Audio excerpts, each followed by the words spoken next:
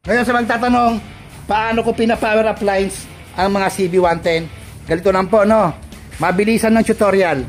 Ang mga kagats po nito ay yung mga nanonood sa mga tutorial ko na dati pa ng power up lines.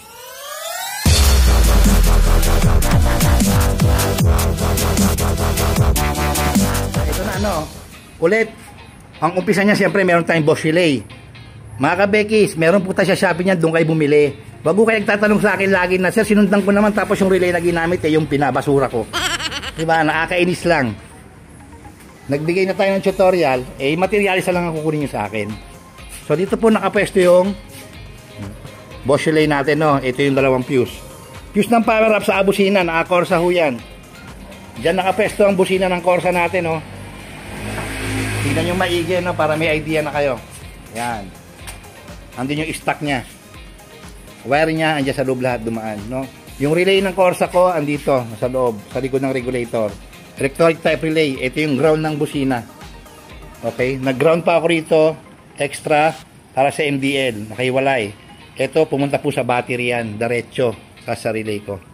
Ganun po ang pag-grounding, no? So, alam nyo na, pag power ups, no?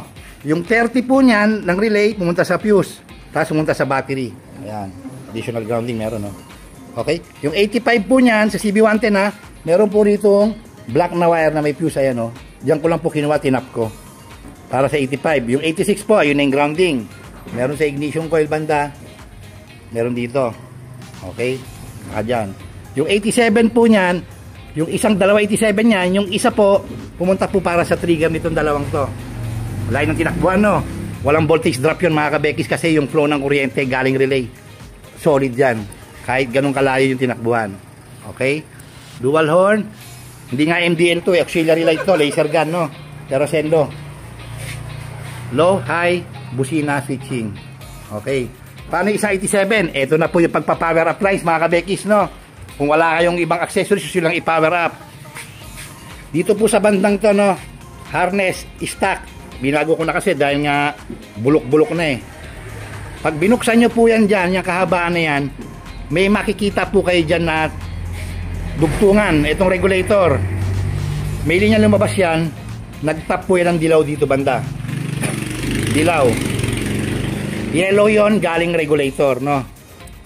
Pagdating sa may tingga na yon, parang ano siya, junction niya. Dalawa lumabas papunta sa harap. Yung isa pumunta sa backlight nitong gauge. Yung isa pumunta sa left switch para supply niya yung low and high ng ilaw. Yung isa naman po niya, bali tatlo, meron pa isa sa likod, dumiretso po yan sa taillight. Ayan, no? Okay, may dilaw. Ang gagawin nyo lang po, mga kabekis, yung regulator na dilaw na yon, putulin nyo lang. Yung papuntang regulator, i-float nyo. Okay, naka-float na yon. Siyempre, mawalan supply ngayon yung papunta sa headlight, sa backlight, sa taillight. Ilagay nyo ngayon yung isang 87 natin sa relay. Doon sa pinagputulan na naiwan na tatlong wire na dilaw. Tapos na po. Power up lines na po yun. Stable, current flow na. Ngayon gusto nyo maglagay ng switch para patayin yung headlight, park light. Ganun pa rin. Tap nyo lang doon, tapos ganun pa rin yung procedure, no? Dito na lang kayo. Kunwari sa left switch, nagpalit kayo na may patayan. O yung dilaw na pumasok dyan, ayan po yung magsusupply o dilaw. Yung dilaw na yan, putulin nyo. Padalin nyo sa switch. Para nagkaroon lang kayo ng tulay bridge, di ba? Pag putol nyo, ayun yung supply, o ipasok nyo doon sa ano, tapos yung kaputol, lagay nyo doon. Tapos na. Nagkaroon na napatayan yung headlight, park light, ganun din. Kasama to, yan o. Kasama na to sa park light, ganun din. Yung paakyat dito, putulin nyo. Pag pinutol nyo, pag hiwalayin nyo, lagay nyo sa switch, lalabas. Okay, supply, load, saka supply. Ganun lang po. Ganyan lang po mag-power up lines ng CB110. Actual na po yan, huwag na po ako hinga ng diagram. Wala na po tayong time kasi marami ko talagang ginagawa. Gusto ko lang ibahagi sa inyo. Ang dami nagtatanong paano ang CB110. Ito na po yon. Kung gusto nyo talaga maintindihan, magtyaga naman po kayo kahit konti. Balikan nyo yung mga dating videos ko ng tungkol sa power up lines. Mapapansin nyo po, pare-parehas lang po ang procedure nyan. Hindi po magkakaiba. Universal po yung kahit anong motor. Uubra po ang power up lines. Pare-parehas lang. Maliwanag po ba yon? Wiring orientation lang ang nagkaiba-iba. Ano ba yung wiring orientation? Ayon. Dilaw, ito naging regulator drive. Yung iba, blue black ang puputulin mo. Yung iba kasi battery drive na talaga. Ilipat mo sa power appliance. Ito, regulator drive. Meron din stator drive. So, sasara ko yung kanan ito. Paandarin ko, papakita ko sa inyo, no? Sir, do the honor. Start mo nga. Tignan nyo kung paano umi-start ang naka-power appliance. Wala nang ridori-dondo eh. Sige, sir. Pumipitik na lang. One click.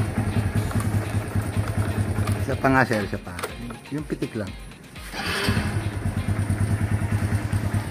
One click na eh. Ayan. Busina.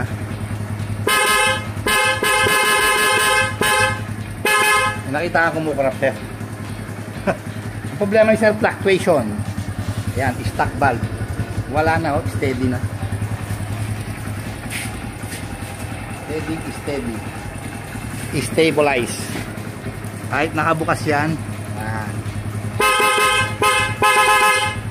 Power appliance lang mga kabeki, sapat na. Okay, shoutout sir, babiyahe pa sir ng Malabon. Maraming salamat sir.